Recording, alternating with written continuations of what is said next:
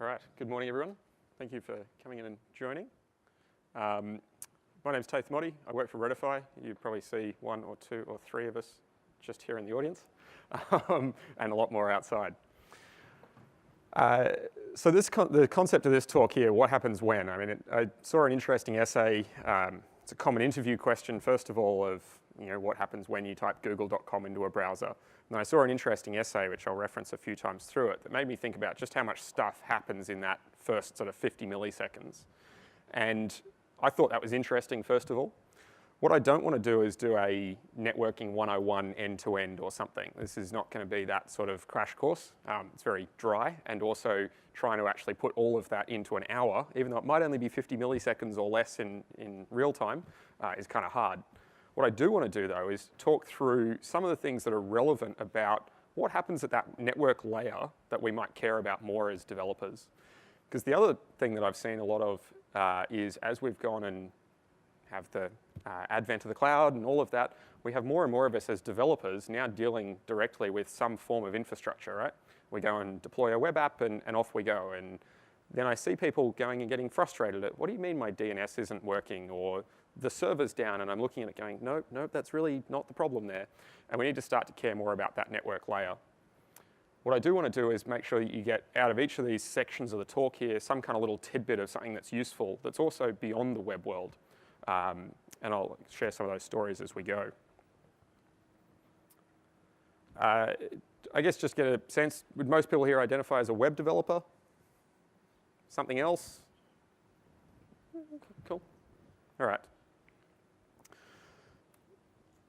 The thing that really struck me out of, there's an essay, it's called Programming Sucks, and it's up on stilldrinking.org, and I'll put the link up.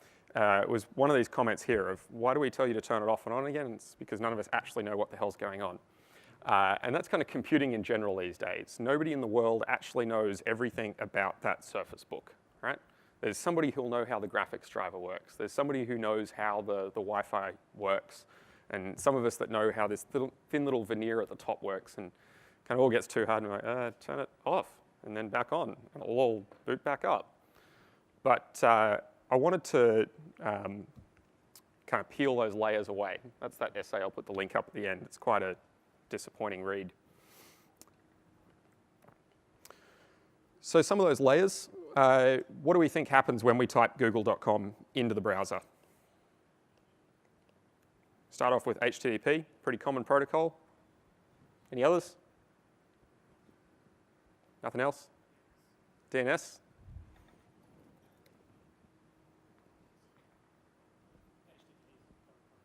TCP? They're kind of the common ones. So we started to build this out, and I started to play around with this talk. This was the list I sort of found / started to think about, and all the supporting elements of it. And that's kind of a scary long list. And they're just some of the most common protocols that we have pop up. And for a lot of developers, we don't typically deal with many of these. When was the last time anybody dealt with ARP? A lot of people sitting there going, either don't know, don't care, not relevant to me as a developer, magical network stuff, right? Today I want to show you why we should care about that and find that interesting. So let's start off with, I'm going to jump out of PowerPoint. And I'm going to do pretty much everything today in PowerShell, because CMD's dead to me. Bring up that PowerShell window there, by the way. Really quick way, Windows X, I, bam, you get a PowerShell window. If you've enabled developer mode in Windows 10. It's a useful little setting under there now. Gets rid of command prompt. Let's start off by having a look at DNS. So DNS, most people think of it as the phone book of the internet, the most common explanation, right? Names to IP addresses, kind of critical, but not generally that interesting. Where I find it useful to describe DNS is that it's a distributed key value store, aka the first NoSQL database that was around. We have trust, we have eventual consistency, and we can store lots of interesting information in it.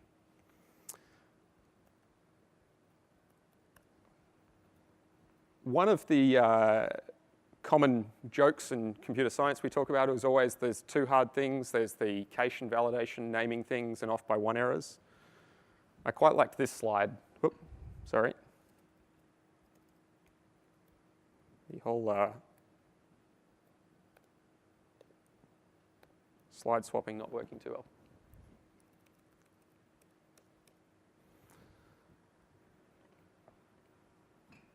Why could this possibly be hard? So let's go and have a look at how we actually go and resolve all of this and what can we do with it that's interesting.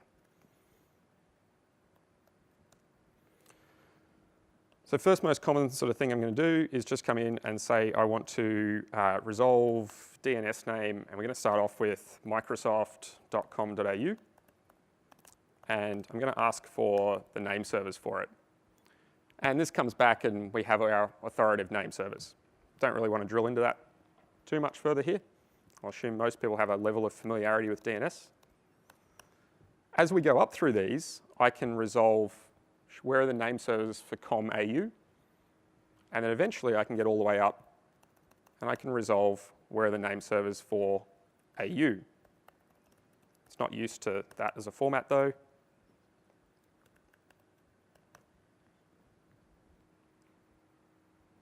I'll skip on my PowerShell there for a second.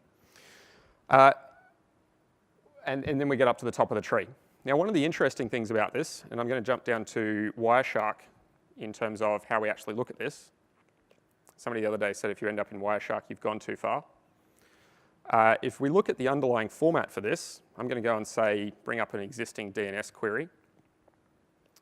And if I follow the packet stream, and I'm just going to say, show me this as a hex dump. What we see in here, so this here is actually a lookup for, it's looking up bay406m.hotmail.com. In those kind of buckets as we've gone up, they're actually referred to as labels. And where we have the .com here, you can see at the end there's these 2 bytes and then this one of the com.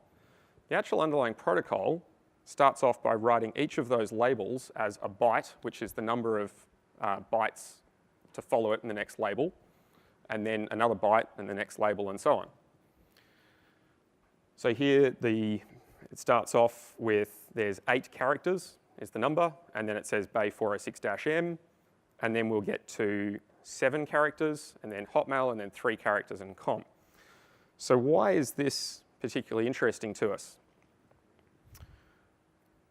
It means that because the concept of a label is not actually part of the text, we can actually use things like localhost is the same as localhost dot.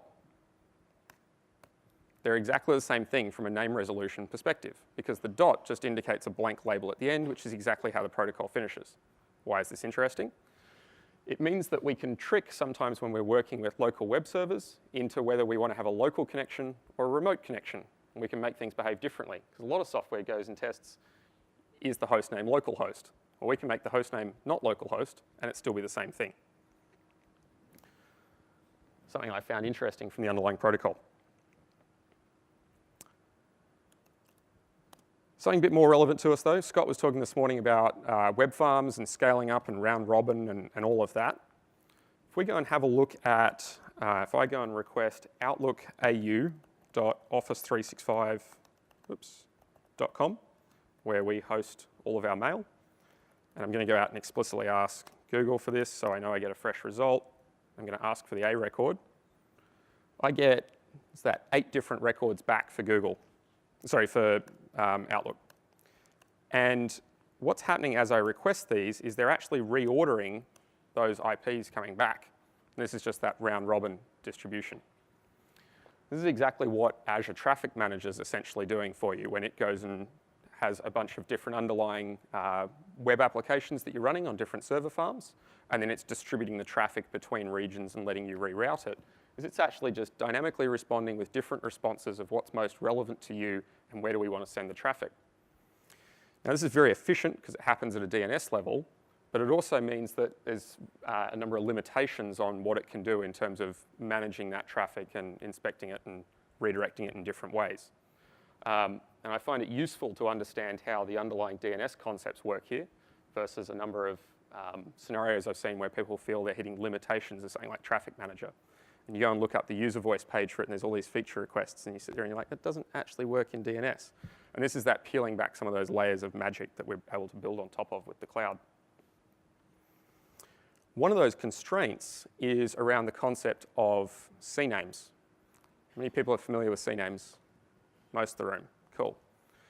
And we can't put a CNAME on the root of our domain name, and that annoys us, right? People know why? Got a few shaking heads. So what a CNAME does is it says as a canonical name, so I'm going to go and ask for outlook.office365.com, and I know that they respond with a CNAME. What they're saying is when you want this, basically redirect the canonical name for this, my real name, is lb.geo. So it's a geo-based load balancer that they go and redirect you off to.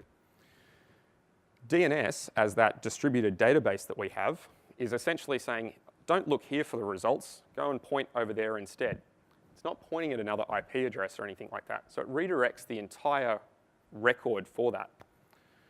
So if we did that for something like Redify.net, say we wanted to run Redify.net in many different locations and point it to Azure Traffic Manager and all this sort of stuff, that would also say, if you're looking for my mail delivery, or you're looking for my name servers, or any of these other services that run on that root domain, it redirects all of them away as well. So that's why that concept doesn't work. And I'll show you an awkward scenario around that to do with SSL shortly as well. Java's just updated on this machine. Don't tell Scott. So when we get into other providers then, like Section.io is a local one, Section.io, what they're having to do traffic management is actually take over DNS so that they can dynamically respond from the DNS server with those different results. Or we're also seeing newer providers like DNSimple as a DNS host, where they have a record called an alias record, which you'll find, which is not actually a real record in DNS at all. What they're doing is giving us the mechanics of a CNAME, but they're going and resolving the record and then returning the response for us so that we get some of those benefits of being able to have our dynamic A records without going and redirecting everything else off. So that geo load balancer there we'll come back to in a second.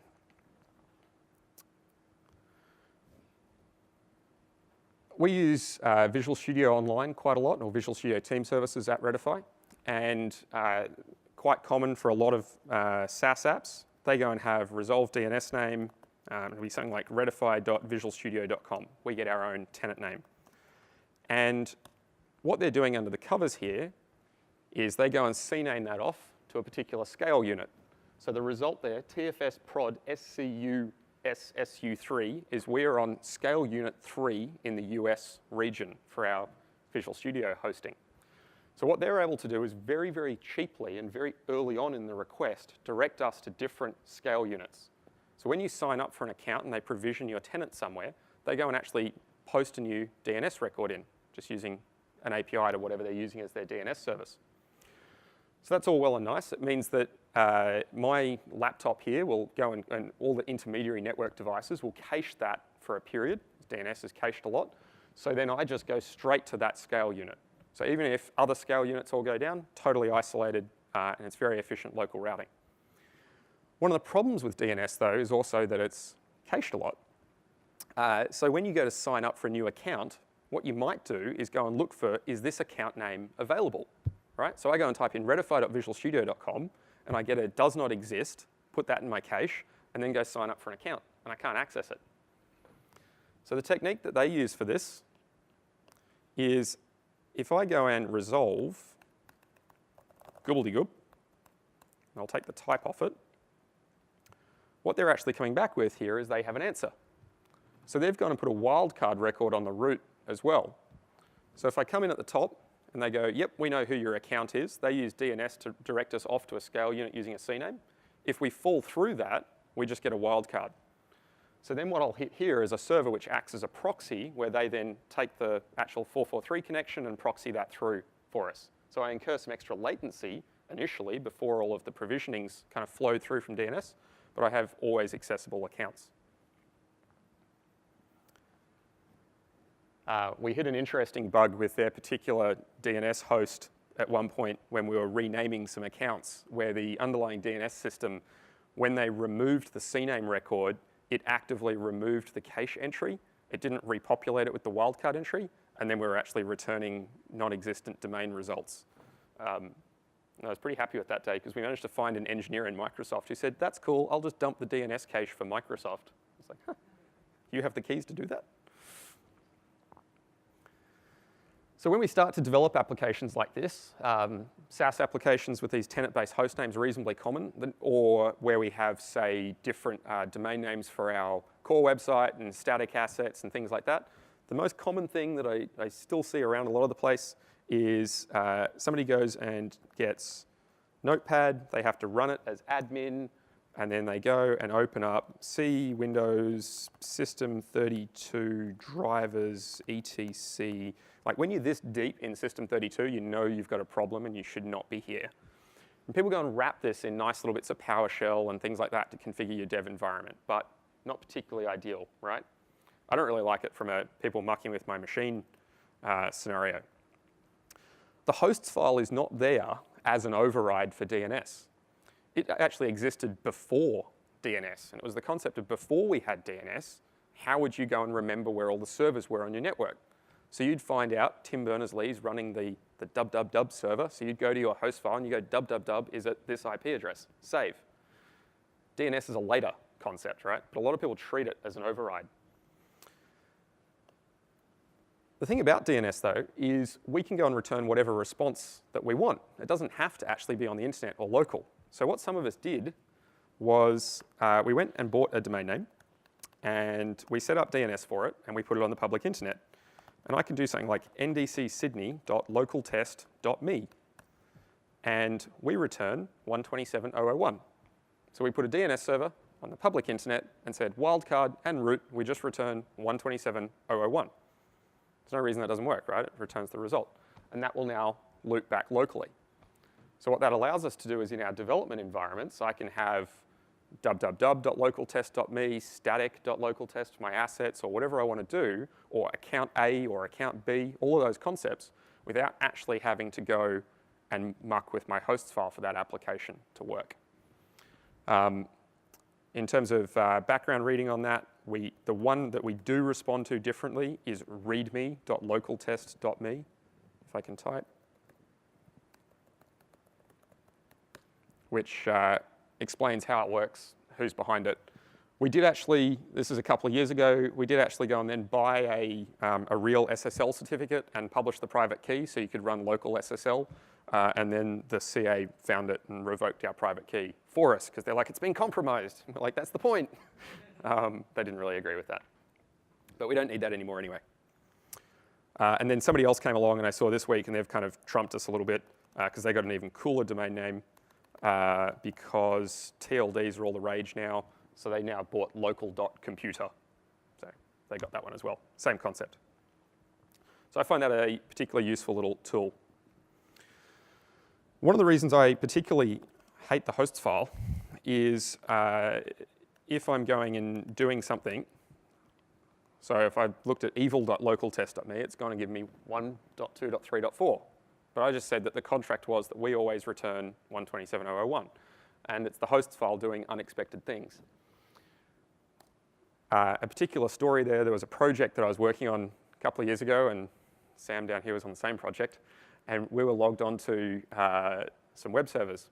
And the architecture for the application was there was the web app, and there were some services that it needed to talk to. And they would run on the same box, but there was this multi-tier architecture and deployed on the same box. Deploying to boxes. This is in a bank about 4 years ago, /1990 tech. And the approach here was, oh, well, you can always just know that it's localhost : some port number, and that's where the services are. Really simple. But we couldn't resolve the services for some reason. We couldn't connect to them. We looked at IIS, and it's bound to localhost. It's bound to the right IP, like 127.0.0.1. It's all fine. What somebody had gone and done, they'd gone into that hosts file, and this was a security thing, apparently. And to get in the road of our potential attackers, this is what they'd done.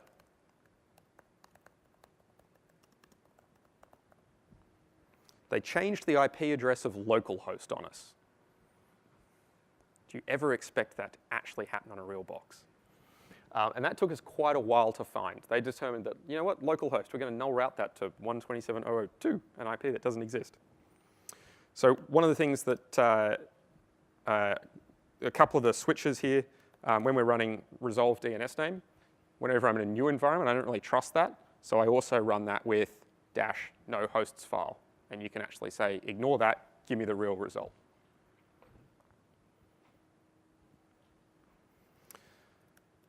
If I jump over to Wireshark again, before we saw that lb.geo.office response coming back. So what I'm going to do is dns.query.name, go outlook.office 365. Ooh. Not link local. And if in here, there we go, sorry, hadn't run the filter. When I look at the response here, how many people are comfortable in Wireshark? Okay, not many. Wireshark is awesome. It records every bit of network traffic under the sun. By the way, network traffic includes USB ports because they're a serial bus that acts kind of like a network, and Bluetooth. So you can find out how anything's working. What I'm looking at here is a particular response for DNS, and it's showing me all the different layers of protocols. It's showing me the frame, the Ethernet, the IP, UDP, and then eventually we've got our DNS response. Now what I've asked for here is outlook.office365.com. Got it. But then I get many answers all back in one hit. And this is because Outlook says, no, you need to go to the geo load balancer. And the geo load balancer says you need to go to outlook.office365.com.geo load balancer DNS2, and then that sends me off to somewhere else. Then eventually it sends me to Australia, and eventually it gives me some IP addresses. Imagine if I had to do all those round trips to work that out. Not going to work, right? So what's happened is an upstream network device from me, probably my ISP or otherwise my router at home or something, it's gone and done all of that recursion and worked it all out, and I've got multiple responses back in one hit. Your DNS servers, whenever you use CNAMEs, will typically go and send these other records back, and these are called glue records. It's kind of, hey, go look over here, but I already know what that answer is. I'll give it to you all in one hit. So the other thing we can do with this is a little trick for whenever we are building something where we know that we need to talk to multiple host names. Say we've got www.mysite.com, and we know that everybody's going to need to request something from, say, images.mysite.com. What I can actually do is say that's a CNAME to images, and then that might be the A record or the CNAME or something like that. And I can actually push down multiple records in the one DNS response. Kind of cool stuff you can do from a really high performance sort of focus. All right, let's get out of DNS land and, oops, get up to, actually go further down and have a look at some IP and ARP scenarios. So IP, the internets here do work. I've been trying to train myself out of using things like ipconfig, ping, all those sorts of tools, and using all the PowerShell commandlets instead, because they give me nice objects and things I can work with. And I'll show you some advantages of where they do things that you just can't do otherwise. So if I go and get all this info out, we're used to seeing things like IP addresses, subnets, all of that. And if I look at get command and I want to say show me all of the net commands, then, oops, if I do measure, sorry, there's a bucket load of commands behind all of this stuff as well.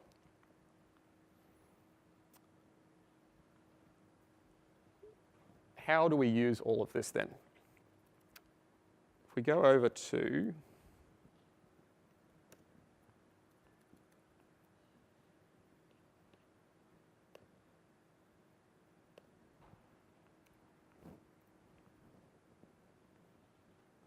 screen swapping.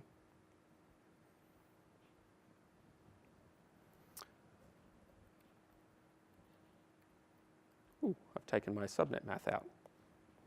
Okay, so subnet math as a concept, if I've got my IP address, 123.4.something. something else, and we just go and do masks against it, right? So we see the 255.0 or whatever, it's a binary mask, tells us whether it's on our local network or not.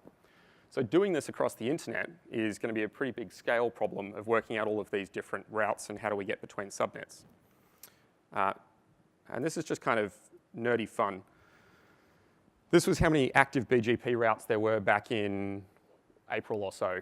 And if you can imagine looking up all of those routes through random access memory, that's typically the fastest thing we think of. How do we query something quickly? We go and look up RAM. That would still be very slow. What are you going to do? Go and run binary masks, bit masks against every single one of them. And it's the random part of that that's slow because we don't know where we're looking. So there's actually a special type of memory modules which they use, which is this concept of content addressable memory. Has anyone ever heard of content addressable memory? And then they have ternary content addressable memory. So what they do in ternary content addressable memory is they store zeros, ones, and question marks, blanks. And what happens with this is you can come along and say, give me 1101, and it will find the indexes of all the places that match. And it will do that in a single clock cycle. You go up to the memory and you go, here's what I want, go. And it goes instantly, here are all the addresses where you'll find that. And the types of chips that do this, you only use them in internet routers. This is one of them. It's a pretty amazing chip. 300 million searches per second per table that it holds. 40 gigabit per second transfer rate. Massive keys. It's got 4 different search engines on it that you can be running simultaneously on top of all that as well. And that thing's only 2.7 centimeters square. The name of it sounds kind of more like a Genesis type thing you put in a Terminator. What's kind of sad about it though is even still in 2016, that thing there is 2.5 megabits of storage because it's insanely expensive to actually build. And it's about $300 as well for that tiny little chip for 2.5 megabits. And one of the things that this is causing is the internet's growing and we've got more and more routes and IPv6 coming through, and this is our growth rate of routes back to 2015, is that we actually started to hit points, especially when we added IPv6, where the routes wouldn't fit in the memory in the core routers of the internet anymore. So there's a whole bunch of people in the background that we don't even think about who sit there swapping out these routers and upgrading these super expensive Cisco boxes to actually store all of this.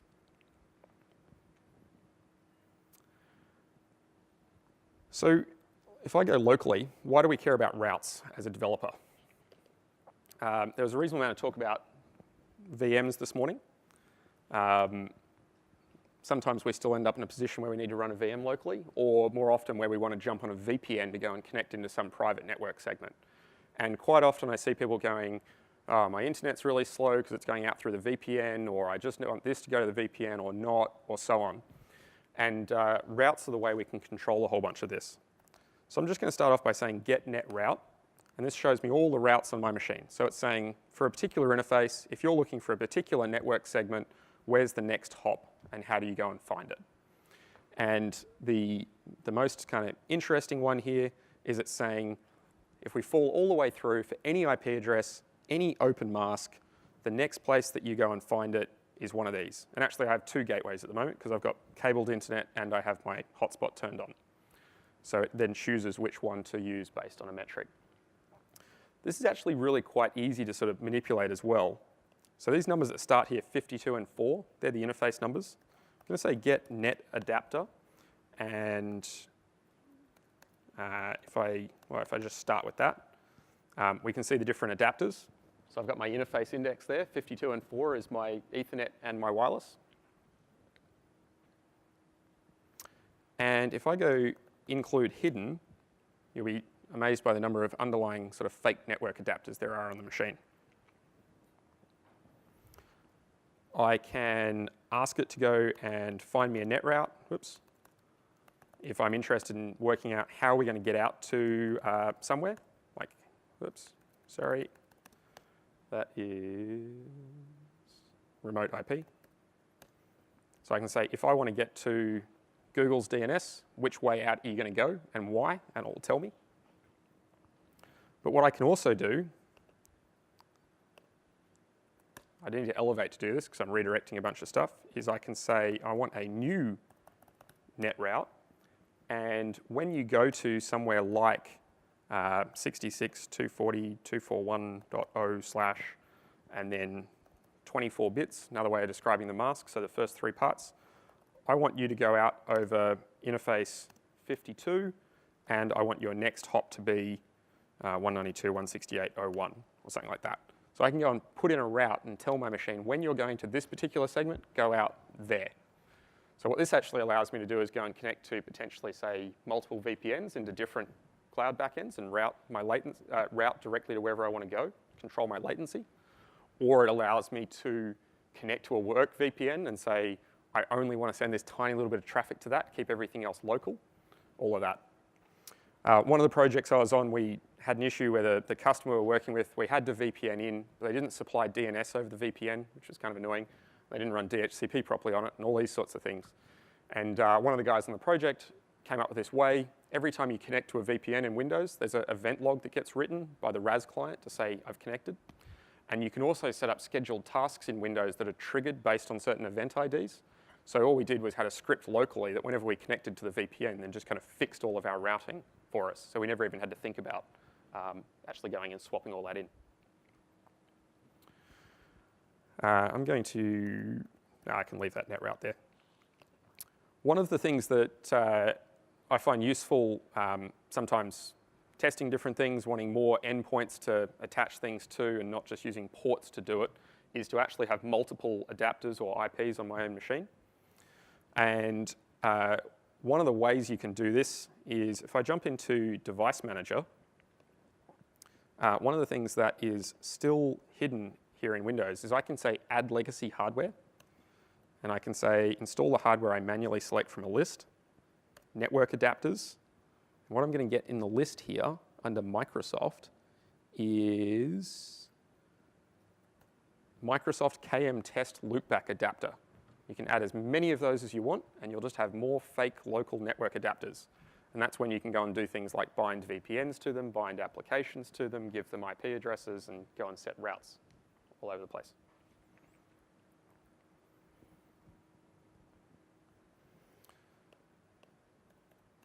All right, let's get out of elevated PowerShell before I break my machine too much. So we've found an IP address, and let's say we found something on the local network. ARP is then how we go and find where that machine is. So ARP is Address Resolution Protocol. And this is I've got a name, and maybe it's the name of my NAS at home or something like that. How do I actually resolve that into, sorry, not I've got a name, I've got an IP. How do I resolve that to a MAC address, being the physical address? How do I find the device to address the frame to on the network? And the way this works is fairly simple. Everything about networking is stuff that was built on ASCII or very small binary and written in the early 80s, but most of it. So what happens along the way is we get these broadcast packets that go out. So I've just done an ARP filter in Wireshark. This here is a Wireshark recording from me connecting to a Wi-Fi network from scratch. So I've got all that boot up time. And what's happening here on this source, so this is actually my machine, is it's then going out and broadcasting to the whole network, just a broadcast. And it says, hey, who's got 192.168.01? Is that you? If so, can you please tell me?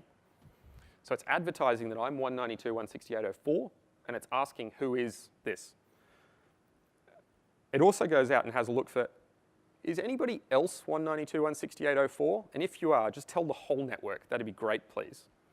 And if something else comes back there, that's when you get the IP address conflict little pop-up comes up. Somebody else has gone, yeah, that's me. And you're like, nah, that's me. Doesn't work. So it sort of bounces this backwards and forwards. And essentially, then over time, your machine builds up a table of what IP address matches what physical address on the network, the MAC address. You don't actually have to go out and ask this every time, though, because every time somebody new pops up on the network, they go and broadcast this information for you. So you can just sit there on the network and just slurping this away, which is exactly what Windows does for us. So if I go and say get net adapter, I want to find my, let's start with my wireless adapter. So that's interface 4. I'm going to now say get net neighbor. Sounds so friendly when you do that. If I connect to the conference Wi-Fi. It's not necessarily neighbor, it's Troy Hunt. Don't connect to him. And I can say, for all of those, give me them back where the interface index is 4. And it's gone and found a bunch of them. And what it's doing here, I've got a mix of IPv6 at the top and IPv4 at the bottom. But it's saying that I've got a neighbor that I've heard ARP from who's saying that they are 192.168.137.1, and that's their physical MAC address. And right now, our belief is that they are currently reachable because we've seen them on the network recently. Why would we care about this? There's a few interesting bits of information that gets leaked out here. Those MAC addresses, the first few bytes of that are dictated per manufacturer for each chipset. So first of all, I can identify what type of device it is. What's interesting about that is when I go and launch a tool like the IoT dashboard, yay, click once, skip updates.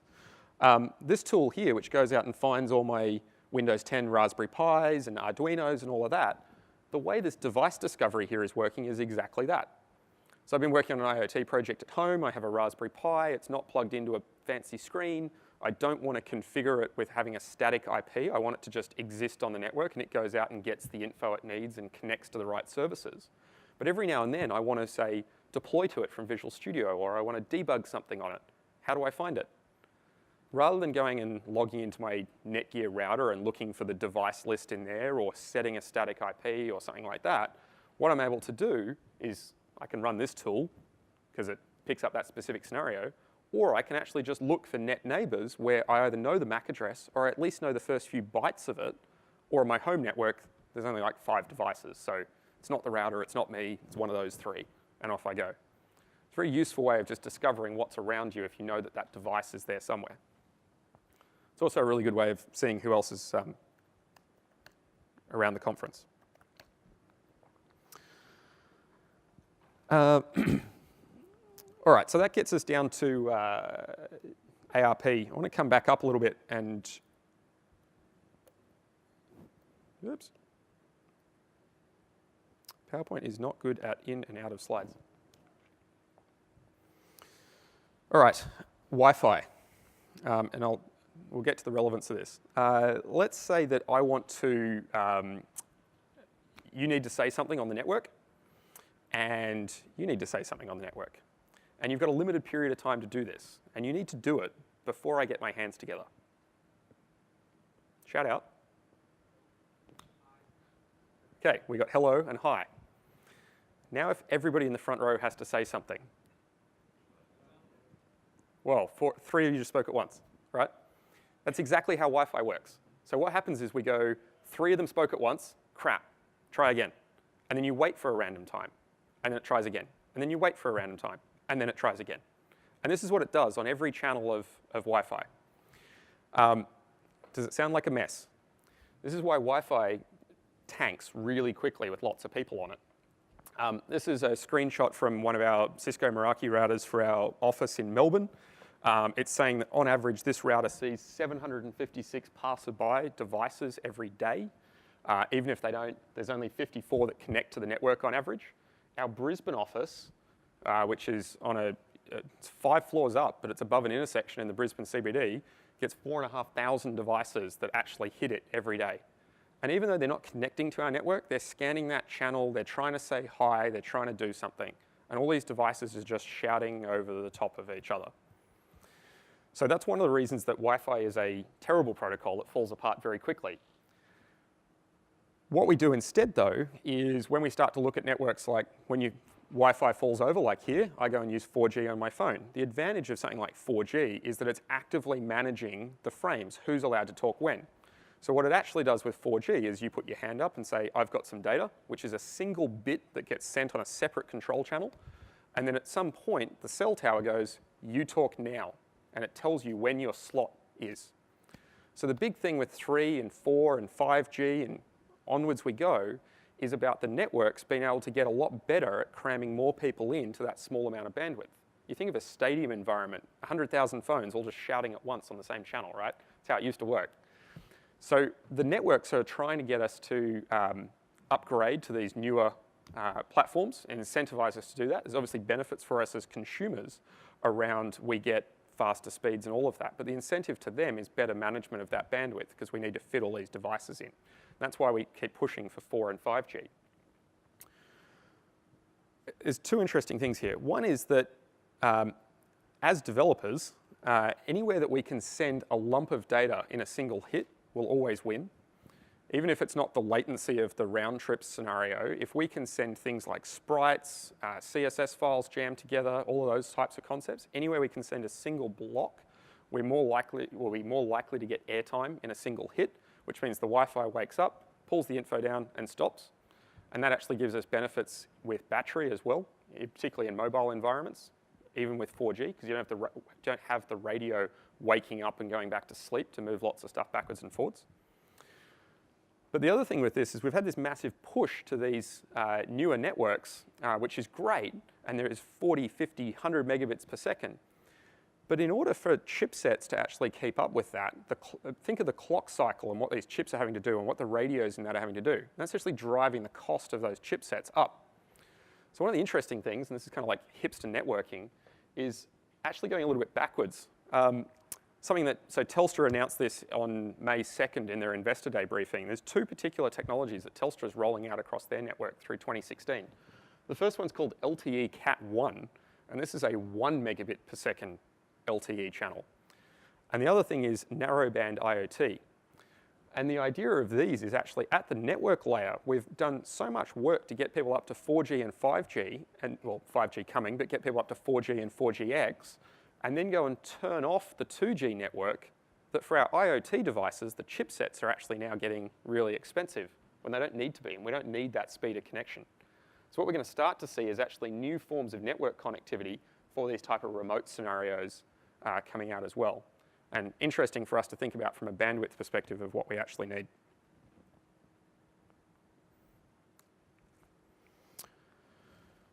All right, one little story I want to share about TCP to start to carry us out towards the end. So we've jumped a little bit between DNS lookup, ARP, IP, Wi-Fi, frame aggregation. TCP is that core protocol that we carry HTTP over, typically. I can show you a scenario in a second of where we actually carry HTTP over UDP. This here is a chart from a real production environment. It's from 2009, so it's a little bit old in the tooth now, but I like this story. It was a project I was working on. It had us stumped for a little while. This is a large Australian website, and this chart here is the response time in milliseconds across different times of day. And you can see that some of those up there get up to 120,000. So that dot, top right, is over 2 minutes for us to respond to a network request. We had a really, really scattered performance problem. And what we were finding was we ended up calling it IPDP, the intermittent page delivery problem, because a user would be browsing the site really quick, really quick, really quick. They click a link and then just stop, and it'll just stop. The whole site would just freeze. And then 20 seconds later, bam, the page would turn up for them. And it was taking us a while to get to the bottom of this problem, and we learnt a lot out of it. This chart here is not particularly useful. Can't actually see what the problem is. And there's two problems with this. One was that when we were looking at our performance, we were looking at the time taken, is the series name there. We pulled the IIS logs, and that turned out to be a really bad idea because time taken includes the time to serve it back down to them, and you've got every different connection under the sun. So that's why a lot of your performance stuff, you'll see everything focuses on time to first byte. When do you have the first byte of the response going back to the user? Because that's something you can at least control to a reasonable degree. So we took that out. And then we also took out the time axis across the bottom. So we plotted the time to first byte, and this is in seconds, and we didn't care about anything on the x-axis. And there's some really interesting clumps in there. And this eventually led us to what the problem was. The background here is we had a pool of web servers talking to a pool of search servers. Even in a cloud environment now, we'd probably still have a pool of search servers because it was a custom search platform we were using. And it was all aggregating through a load balancer and then out to the search servers so we could pull them in and out of the farm. And we needed to update the indexes on those servers. And there was various complex update processes. And we couldn't, for various reasons, do an online index update. So what we did was we said on each search server, there's 2 indexes, and we will toggle between them which one's the current primary, and then we keep them all in the farm, and we'll just talk to them. Off we go. And what we were expecting to happen was that we would, from the web server, we'd send a SYN, which is a, hi, I'd like to open a TCP connection. And if we connected to a search index that wasn't around, so on port 16100, it would send a reset. This port's closed. Sorry, not going to open your connection. The application would go, that's cool. I'll go to the other index, failover. We'd open the connection to 16101. It would ACK, and off we'd go, and we'd start chatting. Really simple. So our code literally had like try connect, if fail, failover quickly. This is all like 2 millisecond response time on network. All good. What was actually happening once we got to the bottom of it is it went SYN, and TCP was designed in, I don't know, 70s, early 80s, late 70s, somewhere, when networks were a lot slower than they are today. So, and the heuristics around it haven't changed. So it said SYN, and it waited 3 seconds. And then the definition in TCP of what it's meant to do is it doubles the timeout and waits again, and then doubles it again. So it's literally waiting 3 seconds, 6 seconds, 12 seconds. So you know when you go to connect to a website and it takes like 30 seconds before it eventually fails? That's all these times adding up. And then eventually we got an ACK back and we kept working. Because what had happened was in that 30-odd second period, 21 seconds, sorry, in that 21-second period, we'd actually done our successful failover. The index had gone down, come back up, and then went, yeah, cool, I can respond to requests. And we never had a failover event actually happen. We're always hitting the primary index. And we were just pausing while the index was down and eventually responding.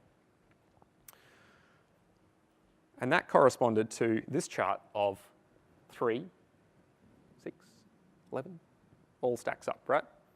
So the things what we ended up finding was that the load balance that was sitting in the middle, somebody had also enabled a firewall on it. So it wasn't passing the reset packets back in order to not expose whether the port was really open or not, to prevent port scanning as a default configuration.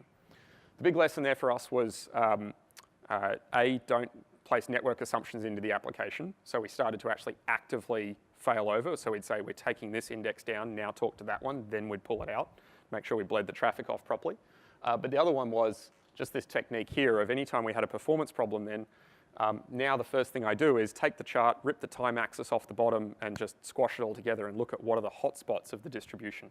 And it tells you straight away usually whether there's a TCP problem in there or not.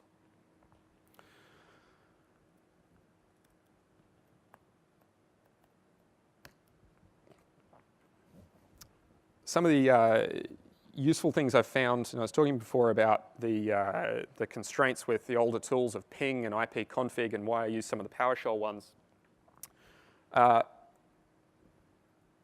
Common, well, less common these days, used to be a common problem of Skype would always take over port 80 on you and start listening on port 80, and you're like, why won't my web server run?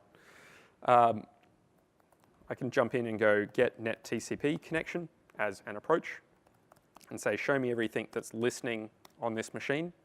And then what I really like about using the PowerShell commandlets, the first thing, is that I can then go and take this and go and say, I want to format this as a table and I want various properties.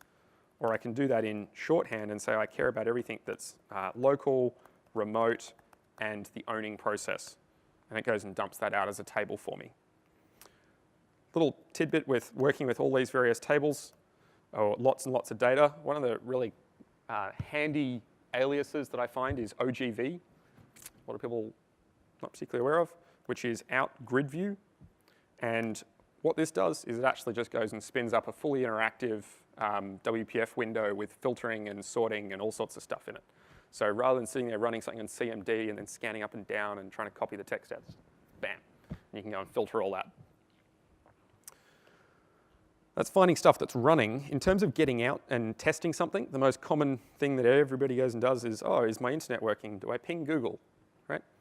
When we do a ping, it's sending a ICMP packet, which is not really what we do when we're actually trying to connect to something for real. So if I've got a web service, I'm connecting to it over HTTPS, hopefully. I'm not sending ICMP packets, so why would we test it with ICMP? Now, it's a useful thing in some ways to go and say, can I connect to that box? But it's also sometimes a furphy of, it goes, well, no, the ping failed. Is that because something's dropping ICMP packets or because there's actually a problem? One of the other commandlets that they've got is test net connection. And I can actually just run test net connection on its own, and it goes out to internetbeacon.msedge.net. That's a Microsoft operated service, and that goes, yes, your internet's working, and here's your round trip time, and I pinged it, and all of that sort of stuff. Or I can come in here and say test net connection google.com, and they'll go out and test it. So they've gone and done the ping for me. So they're doing that part. Or the other thing I can do is say common TCP port, and then the options I've got here, I hit control space then, by the way. A lot of people hit tab in PowerShell. Control space gives you this autocomplete. I've got an enum here of HTTP, RDP, Samba, WinRM. If I do HTTP, what it does there, instead of saying ping succeeded at the end, it says TCP test succeeded. So it's actually gone and opened a connection to port 80 and made sure that we can get all the way through to port 80. No ICMP packets were harmed in the process of this test. Especially if you're then also working with things like WinRM from a remoting perspective. Who knows the WinRM port? Like, you don't need to remember this. Hopefully Google is not exposing a WinRM connection to the internet. And I can't even control C because it's sitting there going, that's all right, I sent a packet. I'll wait 6 seconds. Oh, no, I'll wait 12. We'll get there eventually. Testnet connection's obviously reasonably long to type, so there is also an alias which is TNC. Oops, get name. No, there is, test me. TNC google.com, and that'll go and do your test for you as well. So there's a lot of smarter things like that coming through, especially in the context of as we get up into HTTP 2, which I'm just going to gloss over today, and IPv6, which I'm also going to gloss over. A lot of these protocols are now getting more complex. HTTP 2 is a binary-based protocol, which has all sorts of benefits and threads and streams things together, but it means that the days of being able to go telnet, hostname 80, enter, and have an HTTP conversation are gone, right? And since when do you do that anyway, right? You use the debugging tools in the browser. But it also means these types of test tools are getting smarter about the different protocols.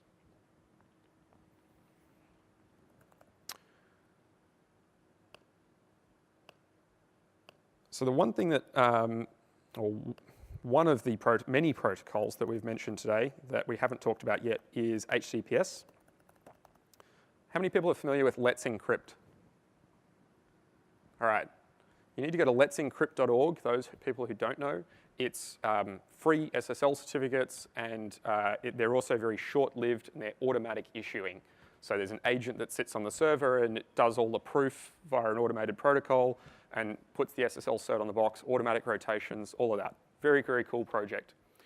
I have my blog, and .au, and I don't bother running this. I don't want to actually go and run any applications or host anything, or have working internet. Do you think we could test that somehow?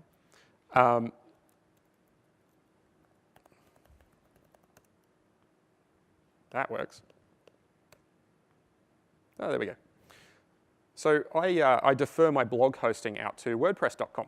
So what I do is, because I have my custom hostname, is the type of thing that you might reasonably expect.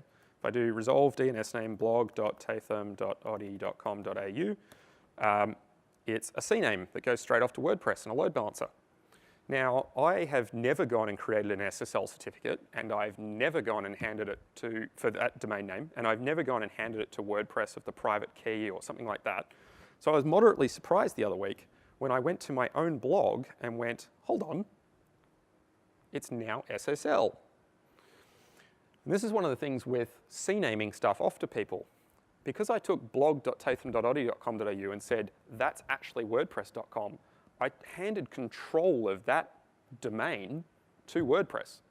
So they could prove they own it. So they went and issued an SSL certificate on it and deployed it to their servers without me doing anything. So you actually hand over proof of ownership of that domain name at the same time as, basically, as you do a CNAME. What's kind of interesting about these certificates is that Edge doesn't show you anything useful about the certificates.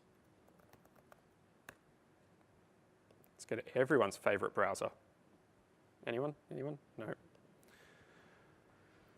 Because they're hosting multiple people on the same, how do you even see certificate information these days?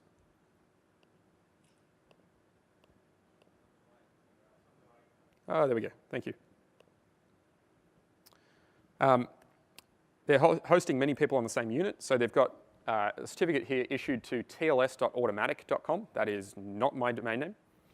And when I go into details, they've got the subject. Here we go. They've got alternate names. And here they've issued one certificate that they respond to, and on that scale unit, they've shoved in all the different alternate names of all the different blogs that are hosted on that same server. That's kind of interesting. I don't know whether that's a problem or not, but I was a little bit surprised by that. So all of these domain names have delegated, and some of them the root, proof and ownership of that to WordPress. Kind of cool from an SSL perspective, interesting from a DNS ownership perspective.